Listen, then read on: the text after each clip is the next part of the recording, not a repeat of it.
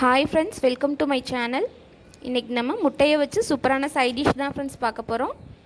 அதுக்கு ஒரு பேன் அடுப்பில் வச்சு 4 டேபிள் ஸ்பூன் எண்ணெய் சேர்த்துருக்கேன். எண்ணெய் ஹீட் ஆனதும் 2 துண்டு பட்டை, 2 கிராம்பு, 1 ஏலக்காய், கொஞ்சம் சோம்பு போட்டு பொரிய விட்டு 4 பூண்டு பல்லை குட்டி குட்டியாக க்ரஷ் பண்ணி வச்சுருக்கேன். அதையும் சேர்த்து நல்லா வதக்கிக்கிடுவோம். பூண்டு நல்லா வதங்கினதுக்கப்புறம் கொஞ்சமாக கருவேப்பிலை சேர்த்து அதோட மீடியம் சைஸ் பெரிய வெங்காயம் 2 குட்டி குட்டியாக கட் பண்ணி வச்சுருக்கேன். அதையும் சேர்த்து நல்லா வதக்கிக்கிடுவோம்.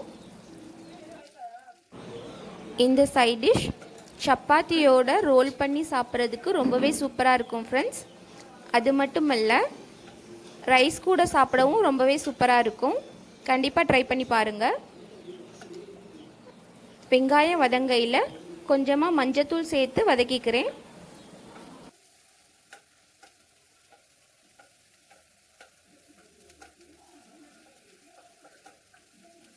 இந்த அளவு வெங்காயம் வதங்கினதுக்கப்புறம் ஒரு தக்காளி கட் பண்ணி வச்சுருக்கேன், அதையும் சேர்த்துக்குவோம்.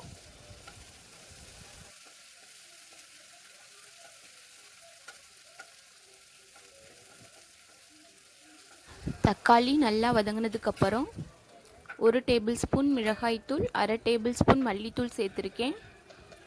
காரம் உங்களுக்கு எந்த அளவு தேவையோ அந்த அளவு மிளகாய்த்தூள் சேர்த்துக்கோங்க. இது மீடியமாக தான் இருக்கும். இதோட 1 டீஸ்பூன் அளவு சோம்புத்தூள் சேர்த்துக்குவோம். அதையும் சேர்த்து ஒரு 2 நிமிஷம் நல்லா வதக்கிக்கிடுவோம்.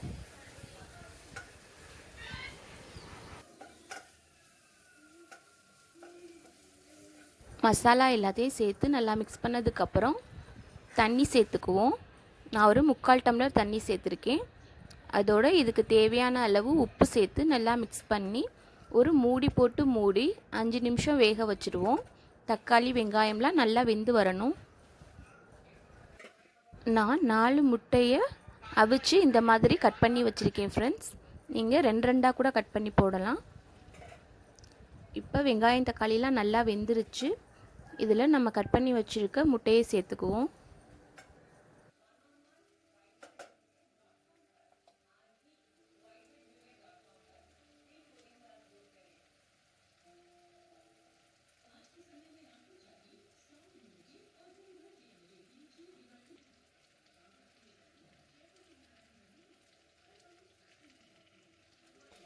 கட் பண்ணி வச்சுருந்த எல்லா முட்டையும் சேர்த்தாச்சு. இதில் 1 டீஸ்பூன் அளவு மிளகு சீரகத்தூள் சேர்த்துருக்கேன். மிளகும் சீரகமும் தனித்தனியாக பொடி பண்ணி வச்சுருந்தீங்கன்னா 1/2 டீஸ்பூன் சேர்த்து ஃபைனலாக கொத்தமல்லி தழை தூவி நல்லா மிக்ஸ் பண்ணி அடுப்பு ஆஃப் பண்ணிட வேண்டியதான் ஃப்ரெண்ட்ஸ். சூப்பரான சைட் டிஷ் ரெடி ஆயிருச்சு. இதை சப்பாத்தி கூட வச்சு சாப்பிட்டு பாருங்கள், ரொம்பவே டேஸ்ட்டாக இருக்கும். அதோட ரச சாதம், சாம்பார் சாதம் எல்லாத்துக்குமே இதை சைட் டிஷ்ஷாக தொட்டுக்கரலாம். ட்ரை பண்ணி பார்த்துட்டு டேஸ்ட் எப்படி இருந்துச்சுன்னு கமெண்ட்ஸில் சொல்லுங்கள் ஃப்ரெண்ட்ஸ். இந்த வீடியோ பிடிச்சிருந்தால் லைக் பண்ணி ஷேர் பண்ணுங்கள். மறக்காமல் நம்ம சேனலை சப்ஸ்கிரைப் பண்ணி கூடவே பெல் பட்டனை கிளிக் பண்ணிக்கோங்க. Next video Deepavali special recipe video friends. கண்டிப்பாக பாருங்கள், ரொம்பவே யூஸ்ஃபுல்லாக இருக்கும். தேங்க்யூ.